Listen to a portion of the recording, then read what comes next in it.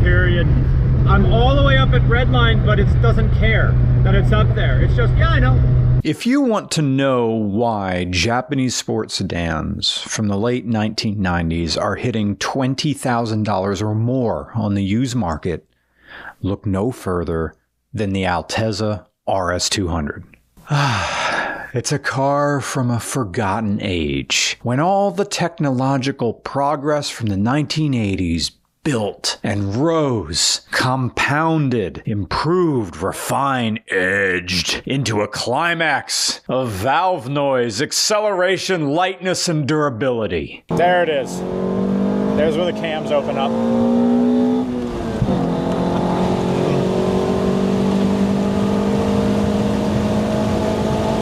This episode of Regular Car Reviews is sponsored by Brooklyn Bedding. Welcome, a new sponsor. Thank you. I need to get a good night's sleep, and I sweat a lot. Brooklyn Bedding has the answer. Let's get this thing out of the box. Brooklyn Bedding has been in the mattress industry for over 25 years, known for top-of-the-line comfort and quality, but without the luxury price tag. They truly deliver the best sleep ever with mattresses custom made by the best craftsmen in the industry. I spend a lot of time editing, and often I go to sleep at weird hours. And I'm one of those guys that sweats a lot. I'm not making that up, I really do sweat a lot. So Brooklyn Bedding offers mattresses that keep you cool. Plus, if you're in the United States, they ship conveniently to you for free from their Arizona factory. They offer different firmness options, heights, and dimensions. Even non-traditional sizes to fit right into your lifestyle. They really have something for everybody. I've had my Brooklyn Bedding mattress for at least a month now. And the thing I love about it is how fast I fall asleep. It really does take me quite a long time to get to sleep because my mind is always going a million miles an hour. I'm always thinking of stuff to film. But the second I fall down on this, oh man, it's bedtime. Time to go to the land of vaporwave. Anyway, with your Brooklyn Bedding mattress, you get a 120-night sleep trial along with a limited lifetime warranty. The best part about all this is that Brooklyn Bedding mattresses are designed, assembled, and shipped from their Arizona factory. They're ready to go. Just take them out of the bag, let them expand, and you're ready to rock and snooze. That's not a line, I just thought of that one. So this is the mattress I chose. It has cool tech fibers which remove excess heat from your sleep surface to prevent sleeping hot, leaving you cool and comfortable all night long. So I love my Brooklyn Bedding mattress, and I think you will too. You can click on the link below, and you're gonna get 30% off your mattress. My promo code is really easy. It's just Regular Car Reviews. Use my promo code Regular Car Reviews to get 30% off. That's brooklynbedding.com. Use promo code Regular Car Reviews and get 30% off. Whoop! Oh, this is good. No, seriously, this is good. Hang on. Anyway, back to the review. Each gear change is a chorus of yeses, affirming what is possible when engineering, design, marketing, and upholstery all work together. Everything about the Altezza RS200 is built to enhance your back on the throttle feeling. You know that feeling when you upshift at the perfect time and the car seems to lurch forward and somehow more aggressively than usual? Like it's begging for more air and fuel, and you give it at the perfect millisecond? That's what the RS200 is. It's a car meant to please the driver, meant to please all senses. Come into my bedroom with the clothes on the floor. I want to lick your back. There's hints of Audi in here because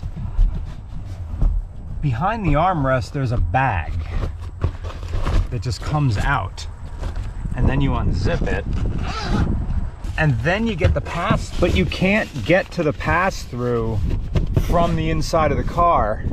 We have to go all the way around down here where oddly in English it says pull. Then it, oh, what? No. That's magnetic. There's magnets in there.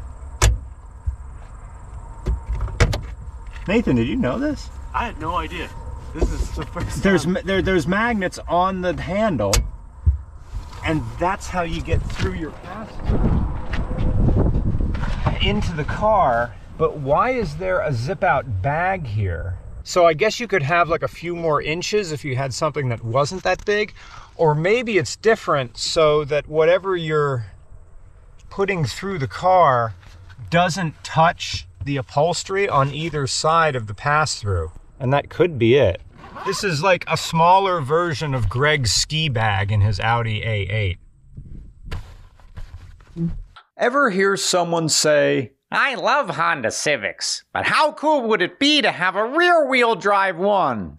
Or, "Well, how much could it possibly be to rear-wheel drive swap an EF Civic?" Well, tell them.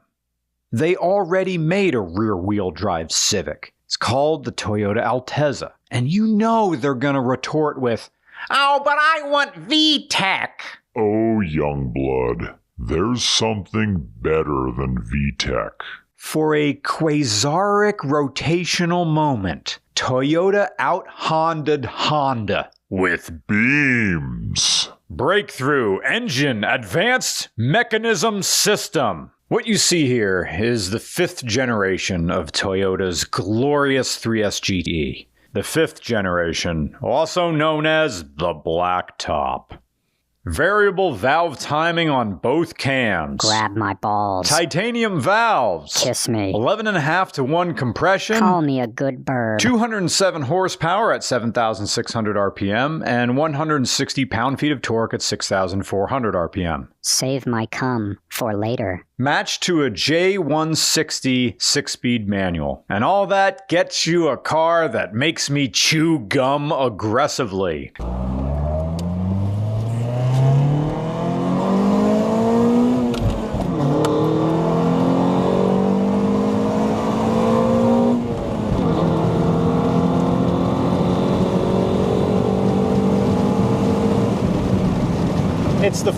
It's the automotive equivalent of just a really nice cup of espresso that you're just drinking and thinking about, or maybe just straight bourbon in a glass. You're not trying to, you just want to taste it, or really dark beer or something hoppy.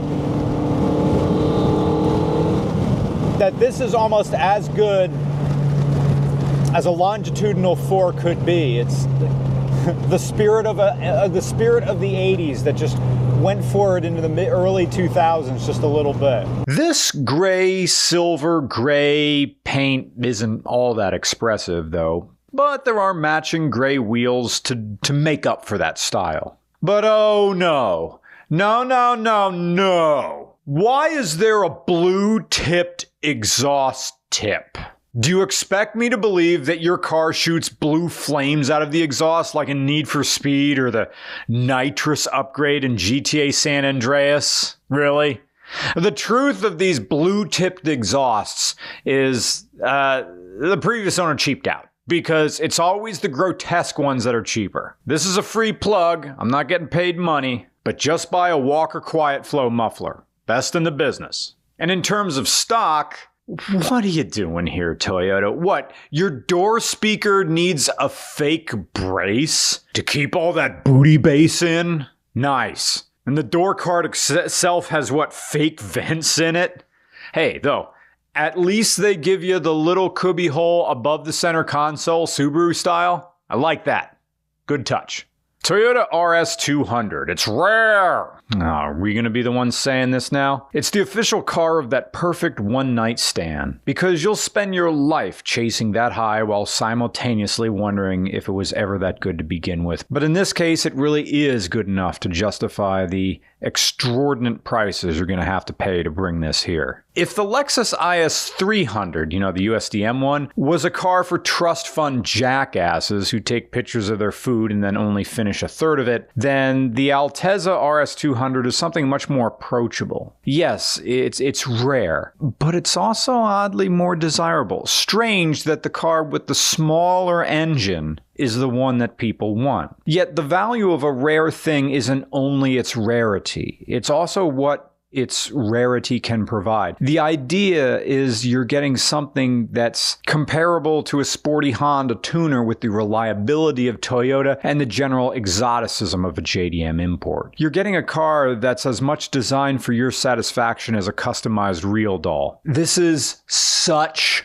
Toyota, though, through and through. For instance, the naming convention, get this. Altezza is Italian for height, or what Toyota probably chose it for, which meant highness. Because Toyota has a bigger hard-on for royalty than the tabloids. You, of course, have the Toyota Crown.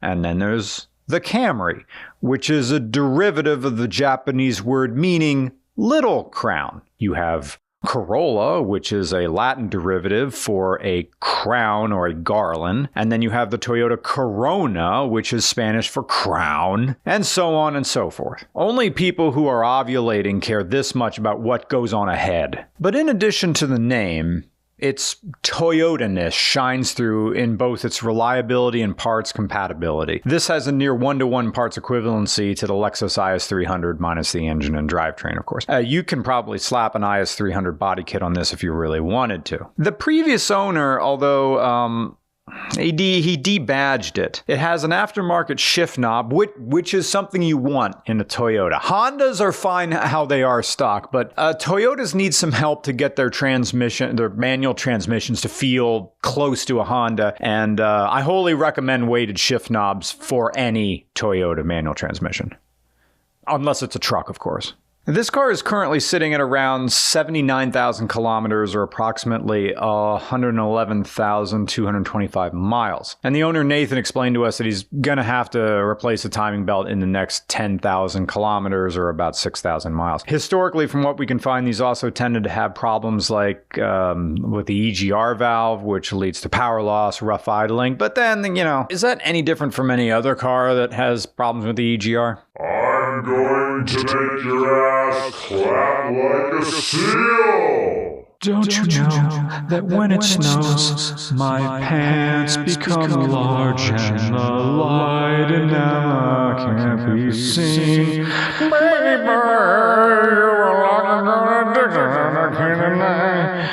you need to go me in bed.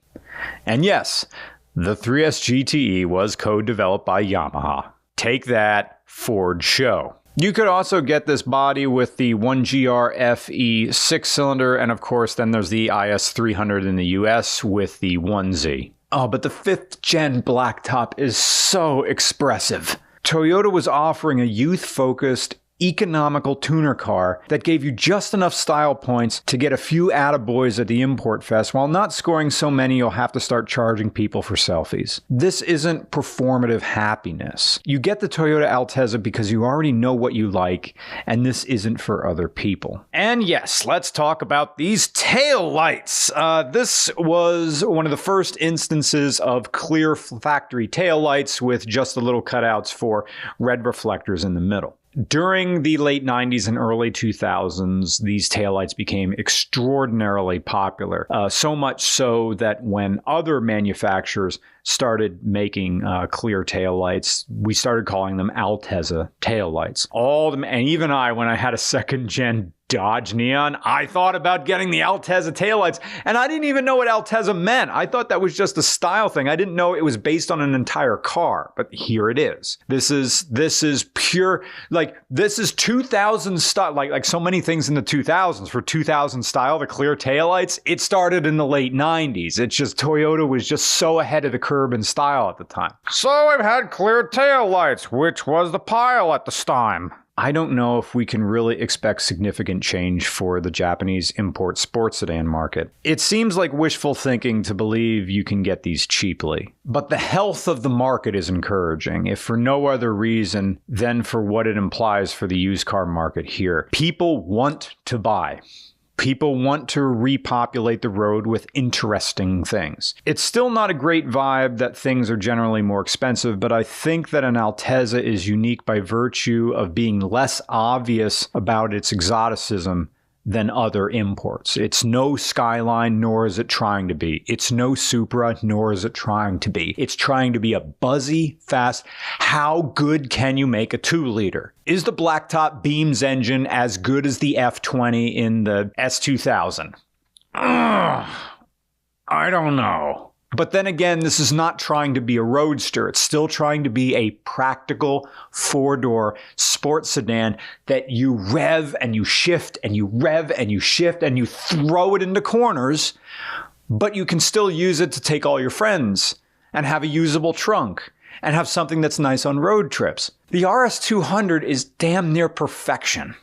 I love this thing. I did not want to give it back. To the people who don't know, this is just another 90s sports sedan. But the people who know say, oh, nice.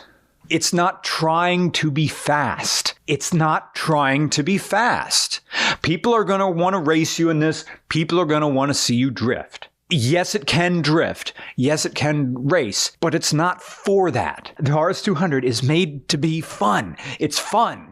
It's to make you smile within the bounds of the law. I'm getting kind of close to Miata territory with this. Maybe you want a Miata, but you don't want to have just another Miata. Find an RS200. Because getting attention can be nice, but sometimes being inconspicuous is just what the doctor ordered. What's the promo code?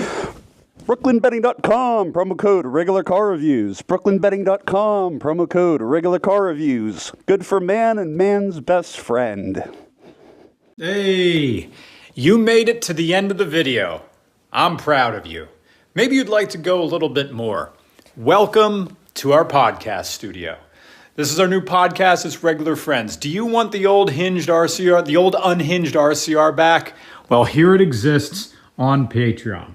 All the friends that I've wanted to hang out with and couldn't, but now that I live in the greater Philadelphia area, we've got a show for you. It's $1. $1. $1 gets you the old regular cars. For a little bit more, you get additional RCR videos where I can be completely unhinged, not to worry anything, because it's about Patreon. We got our new setup we're working on. The video is going to look a little different every single time because I'm just trying to figure out what type of cameras. We got an ATEM machine here. Isn't that cool? Working with our old mixing board. If anybody knows a little more thing about podcasting, feel free to let me know. I want to know the right type of cameras to use. Here's a little preview. Check it out. And join our Patreon. It's $1. I'm cheaper than Costco hot dogs. Lived in nothing but apartment complexes with no hope of chargers. It's just never been an option. I'm in the same boat. That's why I bought a mild hybrid, because I still get the benefit of the gas mileage, but I don't have to deal with all the headaches of charging and all that. Right, and I feel like that's a very good... I feel like that's why, and this is just my opinion, that's why... Mild hybrid is my favorite sex move on Sunday afternoons.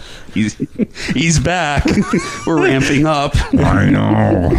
I feel like that's why it took off as like the millennial mid-ground was hybrids. I come in a turkey baster so I can bust in you twice.